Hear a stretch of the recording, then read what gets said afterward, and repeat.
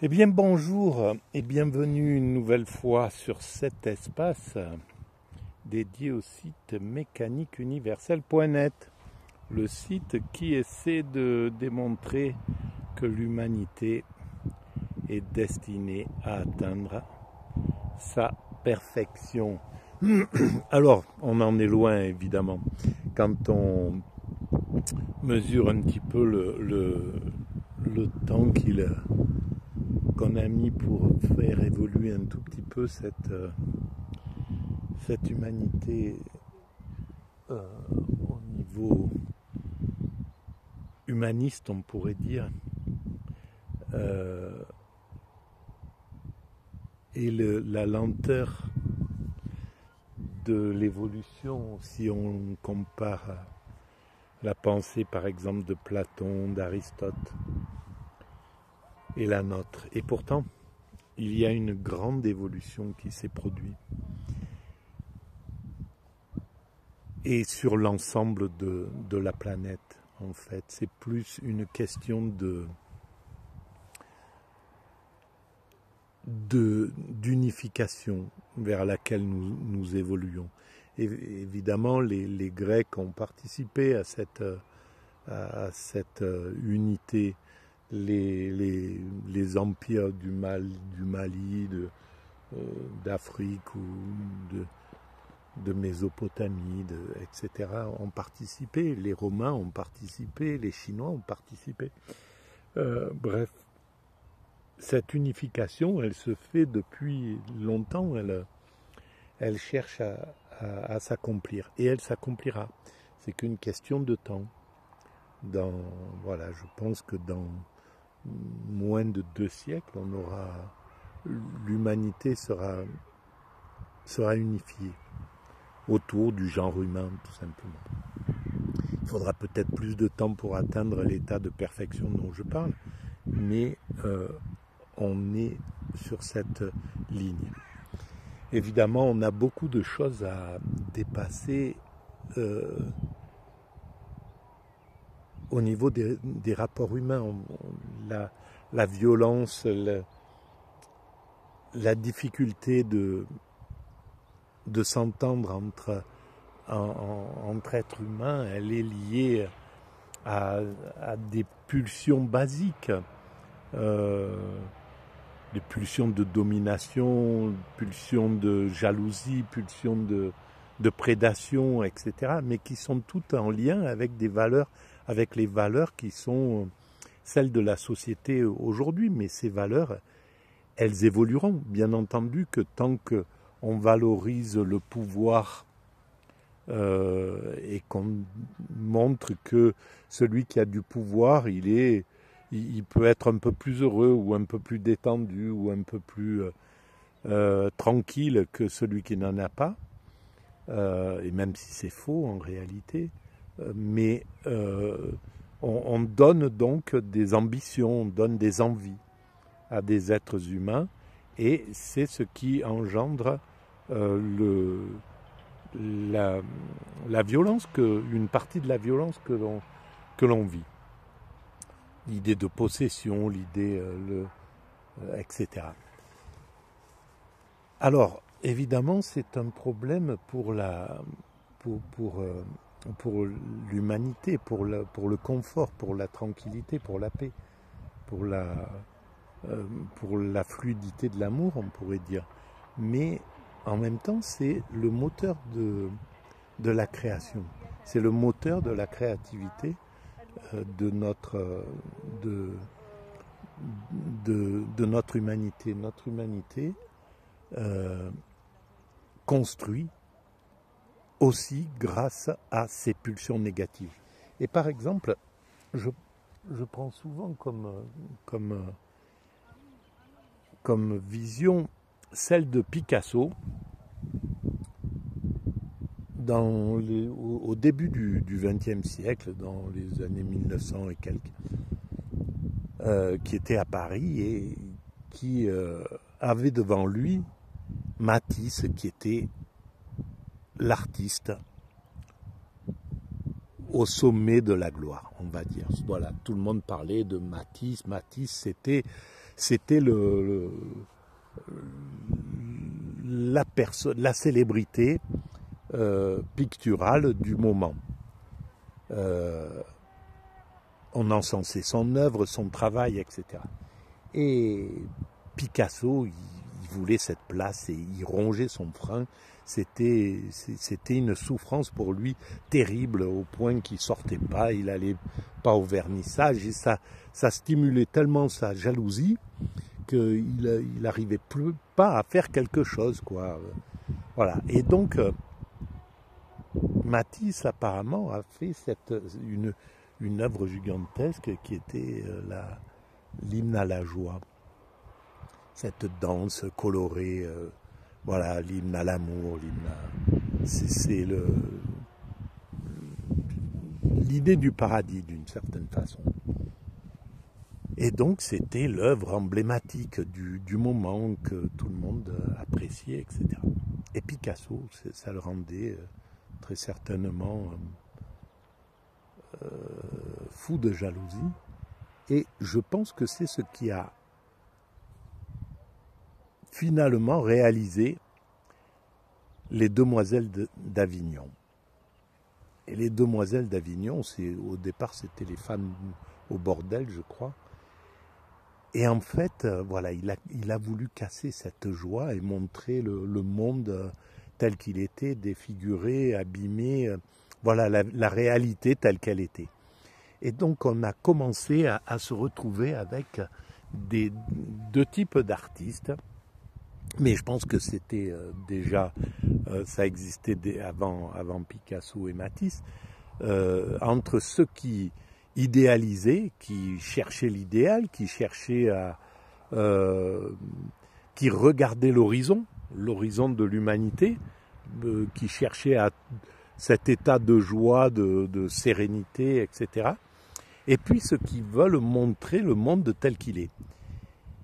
Et c'est deux façons d'aborder le monde. Et les deux sont importantes en réalité. Et on voit par exemple que, évidemment, Picasso, il a pris le pouvoir avec la destruction des visages féminins, des corps féminins, etc., en détruisant en fait les femmes, ce qu'il a fait une grande partie de sa vie d'ailleurs.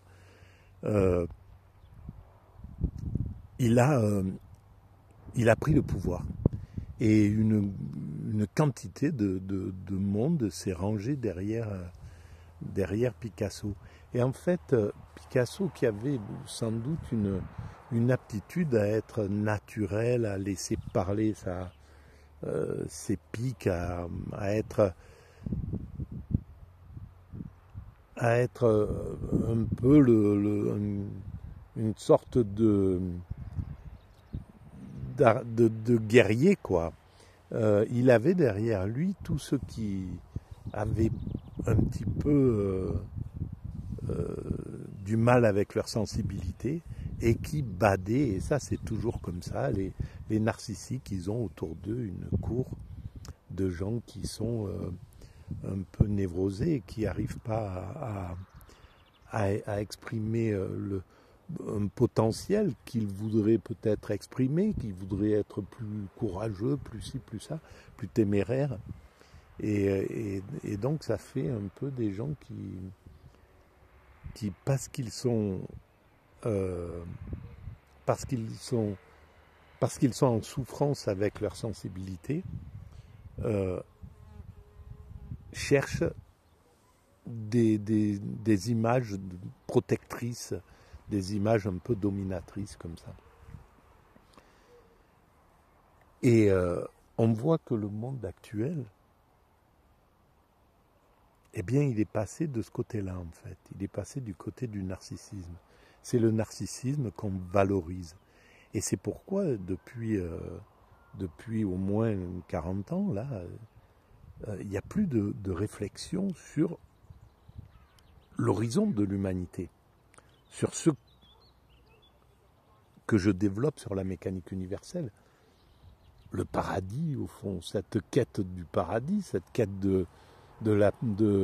d'aller vers le mieux, etc. Voir l'horizon. Ben, l'horizon, il s'est arrêté depuis les années 80, en fait, depuis la chute du mur de Berlin. Cet idéal d'égalité que prônait le communisme, l'URSS, cet idéal d'égalité, de fraternité, parce que c'était les valeurs qui étaient détenues par l'URSS, par l'Union des républiques socialistes. Et donc, de l'autre côté, il y avait la liberté. D'un côté, l'égalité, la fraternité, de l'autre, la compétition et la liberté. Et en fait, c'est la compétition et la liberté qui a gagné. Donc, c'est le capitalisme qui l'a emporté. À partir de là, il est devenu tout puissant. Et donc, l'horizon que cherchait à atteindre le communisme, c'est-à-dire l'égalité pour tous, la fin de la domination, malheureusement, c'était que de la théorie. Les dominants russes avaient recomposé une sorte de hiérarchie, donc ils s'étaient complètement éloignés de la vocation première et de certaines valeurs qui étaient à l'origine du marxisme, du communisme, etc. Et donc,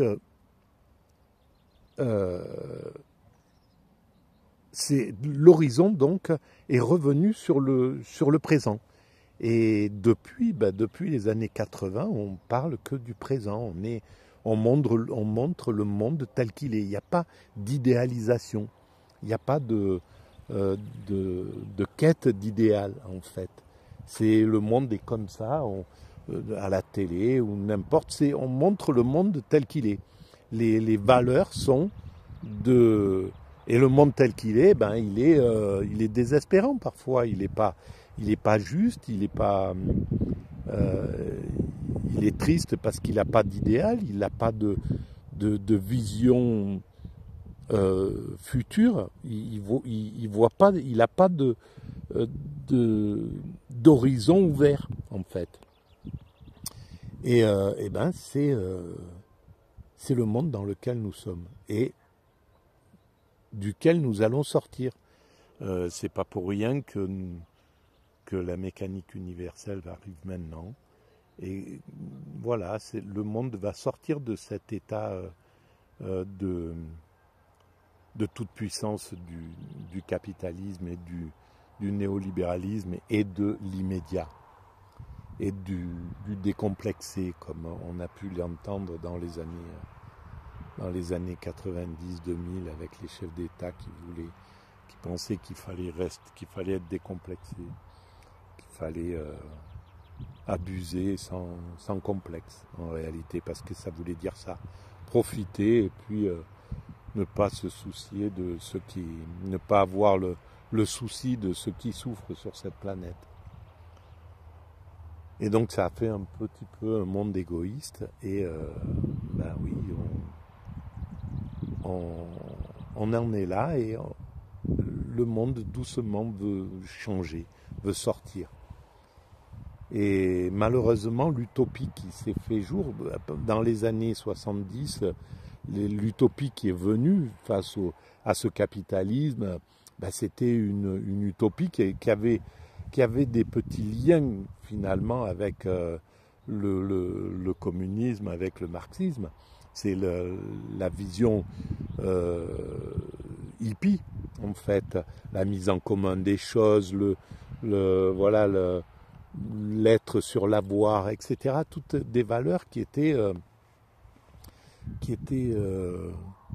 vraiment différentes. Donc ça donnait une perspective. Et là, la jeunesse, elle avait une sorte d'horizon vers lequel aller, même si ça n'a pas marché, ça n'a pas fonctionné, mais ça donnait une sorte de joie, une sorte de... le monde était optimiste, il y avait une sorte d'optimisme sous-jacent. Et là, la révolte qui s'est faite, au lieu que ça soit le mouvement hippie, dans ces 40 années qu'on vient de vivre, qu'on peut appeler les 40 années égoïstes, ou narcissiques, ou ultralibérales, néolibérales, eh bien, la révolte qui s'est faite, parce qu'il en fallait une, eh bien, ça a été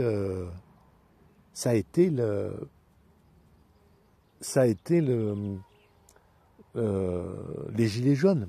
Et donc, c'était pas une révolution pacifique, c'était une révolution qui voulait bousculer les choses, mais par la violence. Au moins qui s'est laissé embarquer dans la violence, parce que peut-être que la violence a été initiée par l'État, hein, c'est possible. Mais en tout cas, il y avait de l'optimisme qui était derrière, mais la violence a fait que, eh bien, ça c'est tombé en fait. Les valeurs de non-violence qui pouvaient être, qui irriguaient la société des années 70, 80, 70 on va dire, avec les Gandhi, les Martin Luther King, etc. Ben là, c'était les Gilets jaunes ont repris les valeurs du marché, les valeurs de la lutte, de la compétition féroce, de la violence en fait. Ils ont marché dans ce truc-là. C'est pour ça que ça n'a pas fonctionné en fait. Ça pouvait pas. Ça a sorti un peu la société de sa dépression dans laquelle nous étions. Donc ça, pour un temps, ça nous a sorti de la dépression, les Gilets jaunes, mais ça a pas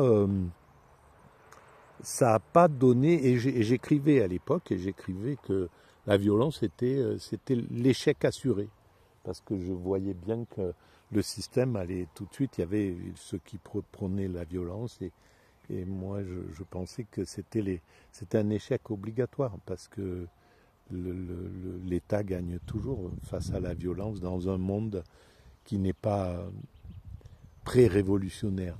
Dans un monde de révolution où les gens souffrent tellement qu'ils se mettent tous en piste et que leur vie n'a plus la même importance qu'à l'époque des Gilets jaunes, ben, oui, une révolution peut fonctionner. Mais dans un moment comme aujourd'hui, une révolution violente ne peut pas fonctionner. Ça peut être qu'une révolution consciente, une révolution intelligente, une mise en commun des énergies pour combattre un système, mais avec les armes du système en somme. Et donc, voilà où nous en sommes, on pourrait dire.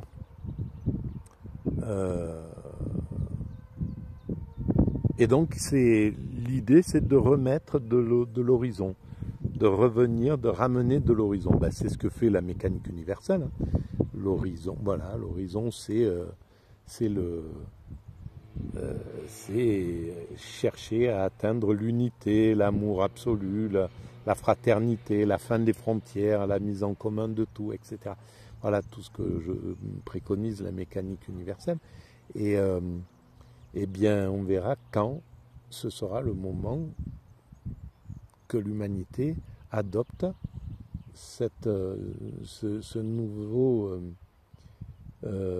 nouvel optimisme, cette nouvelle vision lointaine, ce nouvel horizon. Nous verrons. Voilà. Bon, eh ben, écoutez, on va en finir avec cette vidéo et je vous dis à très bientôt. Merci.